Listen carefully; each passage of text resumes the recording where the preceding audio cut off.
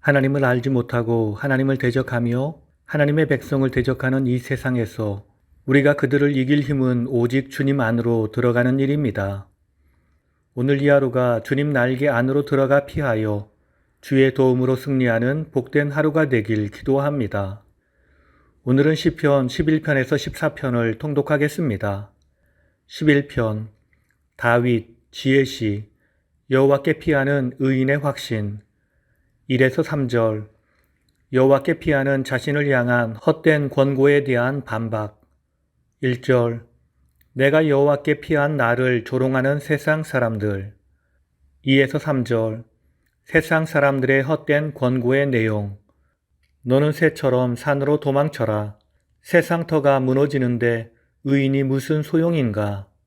4에서 6절 여호와의 악인 심판에 대한 굳은 확신 여호와는 그 성전에 계시며 주의 보좌는 하늘에 있도다.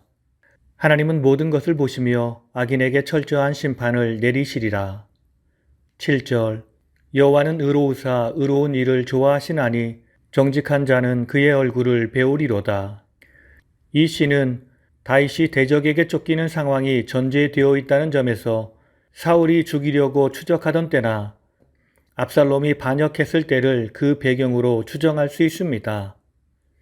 12편 다윗 지혜시 거짓이 만연한 시대에 드리는 의인의 호소와 믿음 1절 여호와여 도우소서 경건한 자가 끊어지며 충실한 자들이 인생 중에 없어지나이다. 2에서 4절 거짓된 세상에 대한 의인의 절망 각 사람이 거짓말, 아첨하는 말을 하며 두 마음으로 말을 합니다. 자기 맘대로 악한 말을 하며 살아갑니다. 5에서 7절 거짓된 세상에서 가련하고 눌린 자들의 구원에 대한 의인의 확신 여호와께서 고난당하는 자를 위해서 일어나 그들을 보호하시리라. 여호와의 말씀은 순결하여 7번 단련한 은 같도다. 여호와는 당신의 말씀들을 지키시는 분이시로다. 본 시는 다윗이 지은 시이지만 기록 배경에 대한 설명은 없습니다. 어떤 사람은 다윗의 생애에 있어서 사울의 칼날을 피하여 도피하던 중 제사장 아히멜렉의 도움을 받은 일을 에돔 사람 도액이 다윗의 정적인 사울에게 고발하여 노베에 있던 제사장들이 학살당한 일이 있었는데 다윗이 이 사건을 듣고 악한 자의 거짓된 혀에 대한 절망감을 토로하고 하나님의 의로운 말씀에 대한 신뢰로 거짓된 세상에 대해 승리할 것을 노래했다고 합니다. 다윗의 생애에서 이 사건이 가장 대표적인 말로 일어난 큰 사건이라는 점에서 강한 설득력을 가집니다. 13편 다윗 비탄시 자긍하는 대적들로 인해 올리는 구원의 호소 1에서 2절 오랜 고통에 지쳐 그 끝이 언제인지를 묻는 절규 여호와여 어느 때까지이니이까 나를 영영 잊으시나이까 내 원수가 나보다 높아지기를 어느 때까지 하리이까 3에서 4절 자긍하는 대적들로 인한 구원 간구 나의 원수가 나를 이겼다고 말하며 내가 흔들릴 때 나의 대적들이 기뻐할까 두렵습니다. 5에서 6절 구원의 확신에서 우러나오는 기쁨과 찬양 내가 오직 주의 인자하심을 의뢰하였사오니 내 마음은 주의 구원을 기뻐하리이다. 내가 나를 후대하시는 여호와를 찬송하리이다. 본시는 그 내용으로 보아 대적들이 다윗을 압박하고 있음에도 불구하고 하나님께서 어떠한 해결책도 제시하여 주지 않으시는 절망적 상황에서 지어진 시임을 알 수 있습니다. 다윗의 생애 가운데 사면초가의 위기에 처한 적이 여러 번 있었기에 본 시가 정확히 어떤 사건과 관련된 것인지는 분명하지 않습니다. 그러나 원수에 자긍하는 기간이 길었다는 암시에 근거하여 다윗이 사울의 추적을 피하여 근 10년간의 도피 생활을 하던 중에 지은 것으로 보입니다.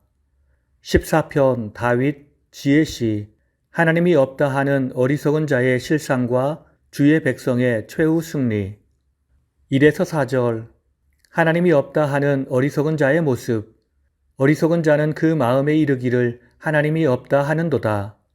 2에서 4절 세상 풍조를 살피신 하나님의 책망 다 치우쳐 더러운 자가 되고 선을 행하는 자가 없으니 하나도 없도다. 그들이 떡 먹듯이 내 백성을 핍박하면서 나 여호와는 부르지 않는도다. 5에서 7절. 하나님을 경외치 않는 악인에 대한 징벌과 그로 인한 의인의 최후 승리 예언. 하나님은 의로운 자의 무리 가운데 계시니 저희가 거기서 두려워하고 또 두려워하리라. 이스라엘의 구원이 시온에서 나오기를 원하도다. 여호와께서 그 백성의 잠시 포로된 것을 돌이키실 때에 야곱과 이스라엘 주의 온 백성이 기뻐하리로다. 본시의 시대적 배경은 정확히는 알 수 없습니다. 어떤 사람은 불의한 권력욕에 사로잡혀 개인적으로는 자신의 아버지이며 공식적으로는 하나님께서 택하신 왕 다윗을 몰아내려고 시도한 압살롬의 반역 사건을 배경으로 하고 있다고 주장합니다. 오늘 말씀을 통해 주시는 교훈은 첫째로 하나님 말씀의 신실함에 대한 믿음이 우리 신앙의 근거입니다. 12장 6절을 보면 여호와의 말씀은 순결함이여 흙도가니에 7번 단련한 은 같도다 라고 했습니다. 이는 하나님의 말씀은 절대적으로 믿을 만한 진실한 말씀이라는 의미입니다. 하나님의 말씀은 불순물이 전혀 섞이지 않은 순도 100%입니다. 곧 하나님의 말씀은 반드시 이루어진다는 말씀입니다. 이것이 다윗이 절박한 상황 속에서도 낙심하지 않고 소망을 가지고 하나님을 의지한 근거였습니다. 말하자면 하나님의 말씀의 신실성이 곧 다윗 신앙의 근거였던 것입니다. 하나님은 일찍 다윗에게 이스라엘 왕이 될 것이라고 약속해 주셨습니다. 그런데 다윗은 사무엘에게 기름 부음을 받고 왕위에 오르기는커녕 오랜 기간을 도망자 신세로 살아야 했습니다. 그리고 그 사이에 거짓과 아첨하는 자들로 인하여 그리고 사울의 불타오르는 시기심으로 인하여 여러 번 죽을 고비를 만났습니다. 그러나 다윗은 절망하지 않았습니다. 왜냐하면 하나님이 약속하신 말씀이 있었기 때문입니다. 그 말씀을 붙들고 승리할 수 있었습니다. 우리도 마찬가지입니다. 우리를 향한 주님 약속의 말씀을 붙들고 우리는 살아가야 합니다. 그러면 반드시 다윗처럼 믿음의 선진들처럼 승리하게 될 것입니다. 하나님은 신실하십니다. 주의 말씀은 신실합니다.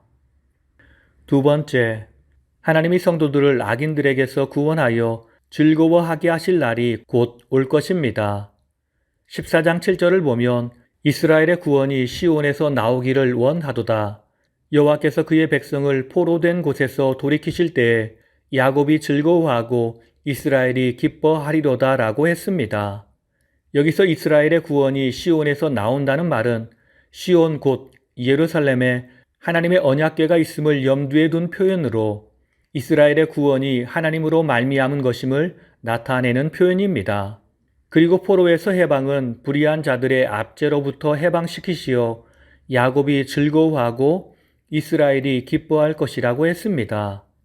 하나님은 이처럼 우리를 살피시며 돌보시는 아버지이십니다. 우리를 대적하는 무리를 그냥 내버려 두지 않으시고 그들을 심판하여 우리에게 참된 해방을 주실 것입니다. 그러므로 우리는 우리를 대적하는 세상을 두려워하지 말고 우리와 함께 하시는 하나님을 믿고 담대히 세상과 싸워 나가야 합니다. 오직 믿음으로 싸워 나가야 합니다. 주님이 우리에게 최후의 승리를 주실 그날까지 주님의 온전하심을 믿고 싸워 나가야 합니다. 오늘 이 하루 오직 주의 말씀이 나의 승리의 길이며 주의 은혜와 능력을 체험하는 길임을 확신하고 주의 말씀을 묵상하고 그 말씀대로 살아가며 흔들리지 않는 믿음으로 최후 승리 얻을 때까지 주와 동행하는 복된 하루가 되길 예수님의 이름으로 축원합니다. 다 함께 기도하시겠습니다.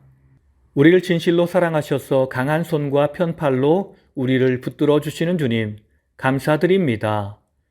주님, 우리가 사는 이 세상에서 우리를 대적하는 악한 무리가 많고 또한 우리의 마음을 뒤흔드는 어려운 일들이 많이 일어납니다. 세상은 세상의 방법으로 그 문제를 해결하라 하지만 그 문제를 해결하실 수 있는 분은 오직 주님밖에 없음을 우리는 잘 알고 있습니다. 주여 우리와 함께 하사 우리에게 닥친 모든 문제를 주님의 이름으로, 주님의 능력으로 해결하게 하옵소서. 오늘 우리의 삶에 주님의 은혜와 자비만 채워 주시옵소서. 우리가 주님께 피합니다. 우리를 사랑하시는 예수님의 이름으로 기도드립니다. 아멘.